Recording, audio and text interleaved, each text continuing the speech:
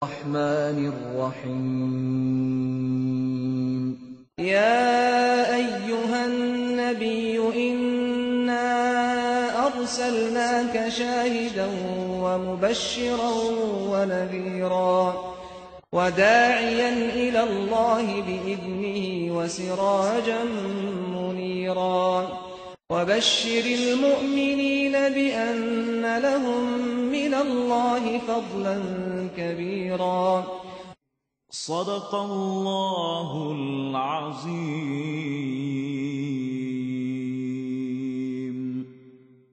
Ya ayyuhan nabiyyu inna arsalnaka, wahai nabi, sesungguhnya kami mengutusmu syahidan wa mubasyiran wa nadhira, sebagai saksi terhadap umatmu dan pembawa berita gembira kepada orang yang beriman, wa nadhira, serta pemberi amaran kepada orang yang ingkar, wa da'iyan ila Allah biiznih, dan juga sebagai penyeru umat manusia seluruhnya kepada agama Allah dengan taufik yang diberinya, wa sirajan munira, dan sebagai lampu yang menerangi, wa basyiril mu'minina bi anna lahum minallahi fadlan kabira, dan dengan itu sampaikanlah berita yang menggembirakan kepada orang-orang yang beriman bahawa sesungguhnya mereka akan beroleh limpah kurnia yang besar dari Allah.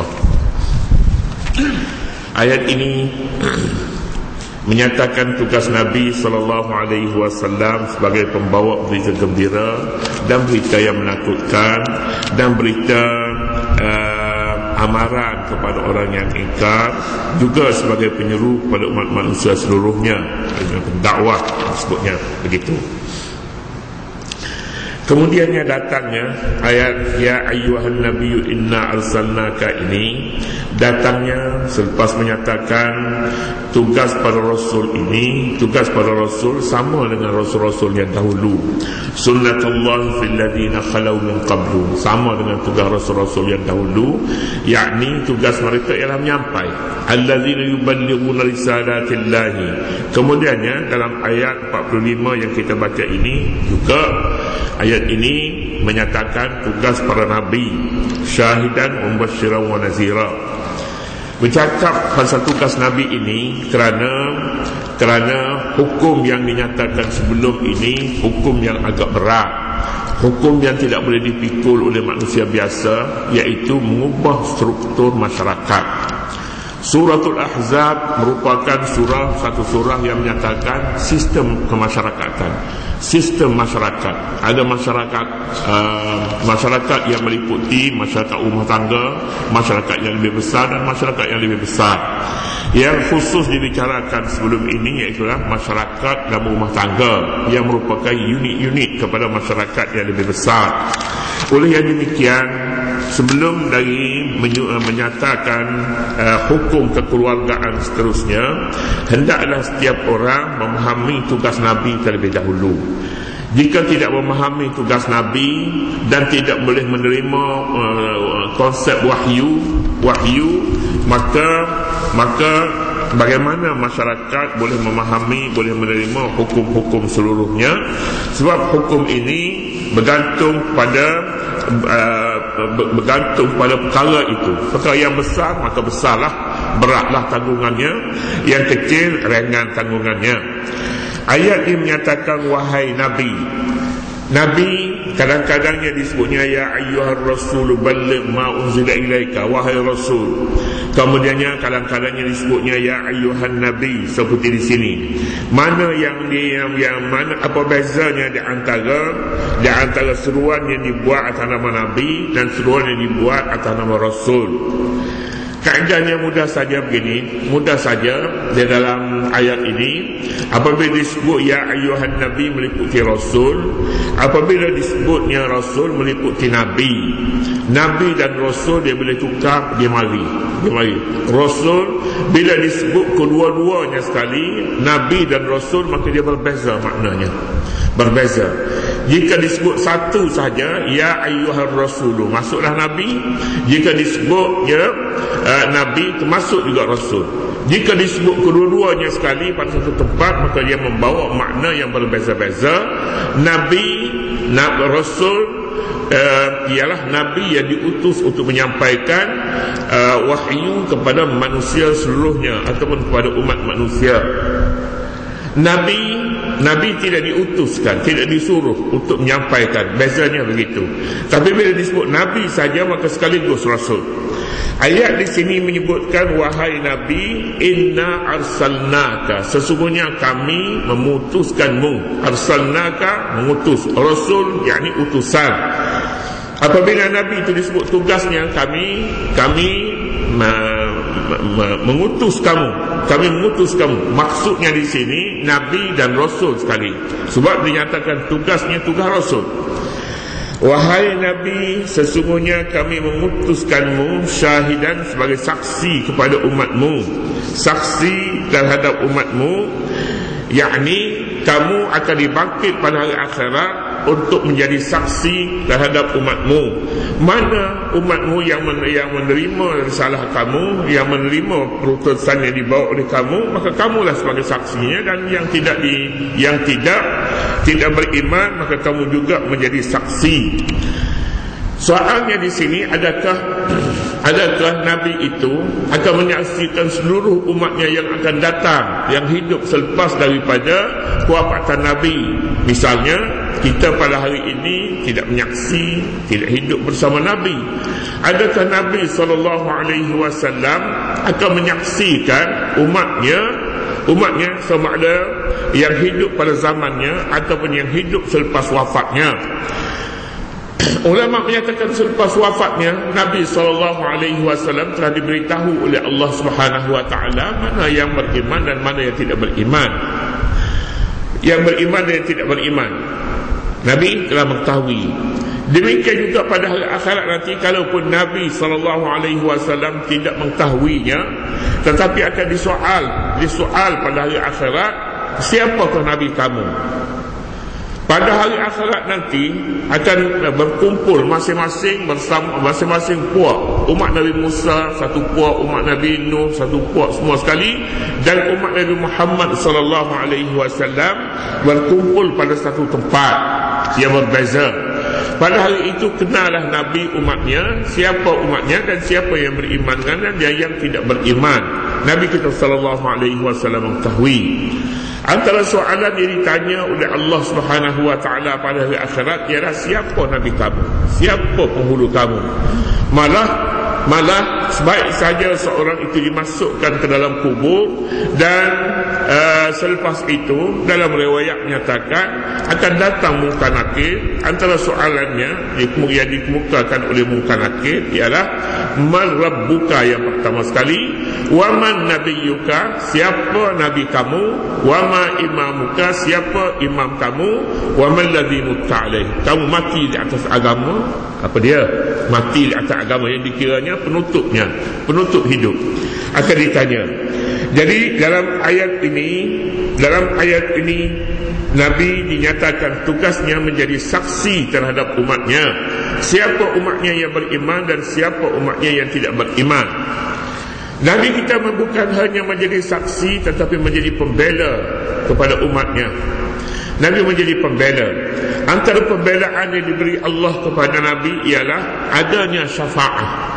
Syafaat maknanya pertolongan yang diberi. Pertolongan antara lainnya syafaat, iaitu syafaat kubra namanya, syafaat besar, mempercepatkan hisab. Di sana sebelum daripada manusia dibawa ke syurga, ahli syurga dibawa ke syurga dan ahli neraka dibawa ke neraka, sebelum itu ada satu perhimpunan besar. Perhimpunan besar namanya perhimpunan di mahsyar. Dalam perhimpunan ini pelbagai keadaan manusia, malah semua manusia yang berkumpul di sini, ada mukmin dan ada yang kafir. Ada yang mukmin yang derhaka, yang tidak boleh masuk surga segera, dan ada pulanya yang mukmin tapi asi.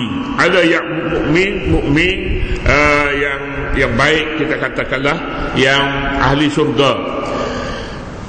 Semuanya memerlukan supaya mereka dihisap dengan segera. Lalu masing-masing berjumpa dengan Nabi-Nabi masing-masing. Ada umat Nabi Adam jumpa dengan Nabi Adam, umat Nabi Nuh, umat Nabi Musa, Nabi Isa, Nabi Shu'aib, Nabi Sulaiman berjumpa dengan pemimpin ataupun Nabi masing-masing, minta supaya disegerakan hisab. Tetapi semuanya mengaku bahawa mereka mempunyai dosa. Nabi Adam kata, aku orang yang salah. Kalau tidak kerana aku bersalah, kamu semua berada di dalam syurga, katanya begitu. Tetapi oleh kerana aku melakukan kesalahan, aku dihalau daripada syurga.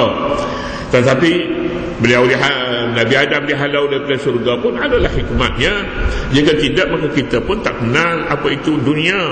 Dunia muncullah juga, adalah hikmatnya. Tidaklah muncul Nabi Adam itu melakukan kesalahan, tapi semuanya berjalan dengan hikmat Allah Subhanahu wa ta'ala. Setelah masing-masing berjumpa dengan Nabi masing-masing, semuanya menyatakan tidak boleh memberi pertolongan pada hari itu kerana masing-masing ada kesalahannya dengan Allah. Lalu mereka berjumpa dengan Nabi Muhammad. Nabi Muhammad meminta supaya disegerakan hisab. Lalu disegerakan hisab kepada seluruh manusia, seluruh umat pada hari kiamat.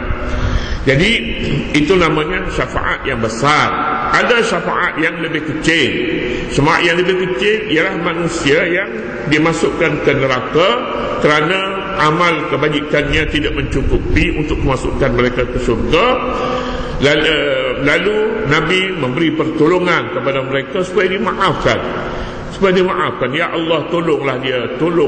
Lalu dia bebaskan daripada neraka dan dimasukkan mereka ke syurga. Ada sekumpulannya begitu. Jadi tugas Nabi begitu berat di dunia dan di akhirat, dinyatakan dalam ayat yang pendek ini. Katanya, wahai Nabi, sesungguhnya kami mengutusmu sebagai saksi terhadap umatmu dan pembawa berita gembira kepada orang yang beriman serta pemberi amaran kepada orang yang engkar. Antara pendekatan Al-Quranul Karim dalam menyampaikan mesejnya, dalam menyampaikan perutusannya, ialah sama ada menyampaikan berita gembira ataupun berita amaran, berita gembira atau berita yang tidak menggembirakan.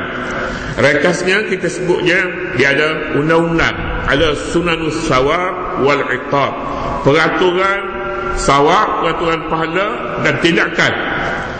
Ataupun dalam ungkapan lainnya disebut peraturan menakutkan dan menggembirakan.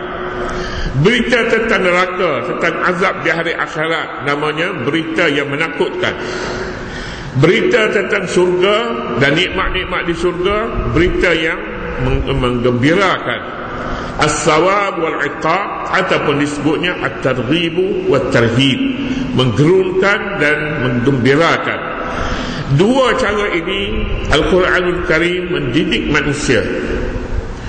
Sama ada orang ini wajar dinyatakan kepadanya neraka dan kesaksaan neraka sepenuhnya, ataupun ada orangnya yang tidak baik baginya, tidak menarik baginya pendidikan tentang tindakan tentang azab kesaksaan di akhirat, lalu digunakan uslub yang menggembirakan, iaitu nikmat-nikmat di syurga yang menunggu mereka.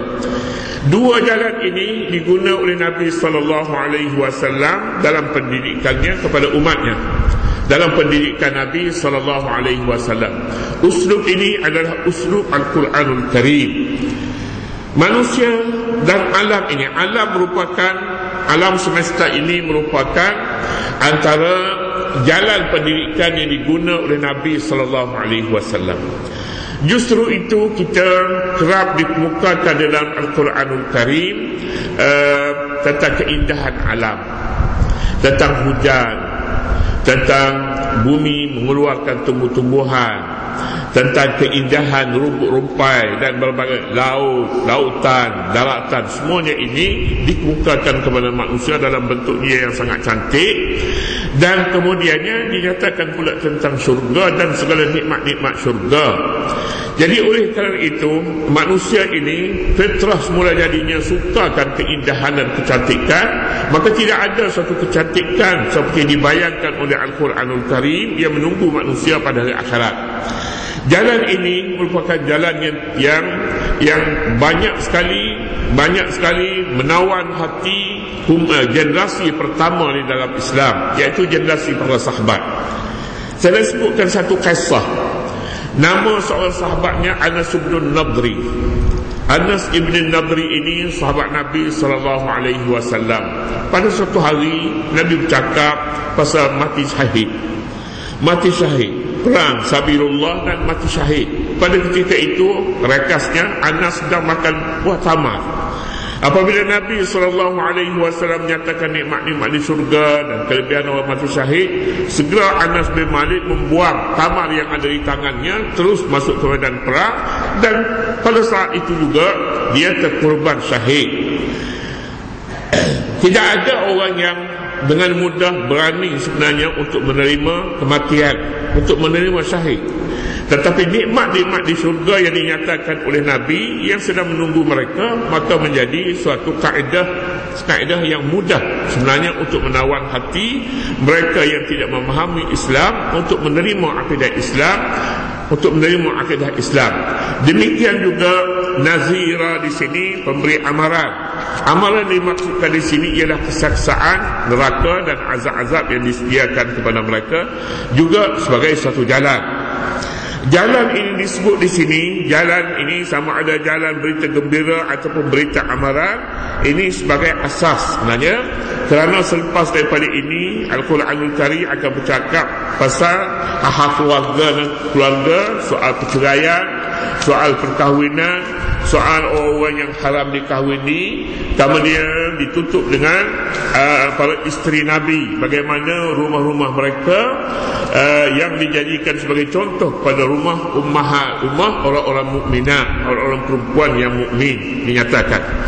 Maknanya pendidikan Islam ini asasnya ialah memahami kedudukan mereka dalam dunia ini.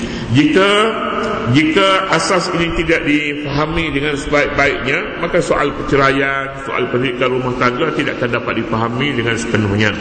Oleh yang demikian, tugas Nabi di sini disebutnya syahidan sebagai tugasnya, wa mubasyiran dan penyampai berita gembira, wa nadhira dan pemberi berita amaran, wa da'iyan ila Allah biiznihi wa sirajan munira.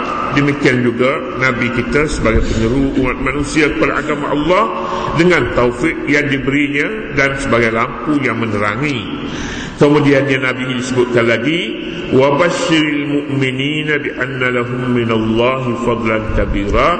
Sampaikanlah berita yang menggembirakan kepada orang yang beriman bahawa sesungguhnya mereka akan beroleh limpah kurnia yang besar daripada Allah.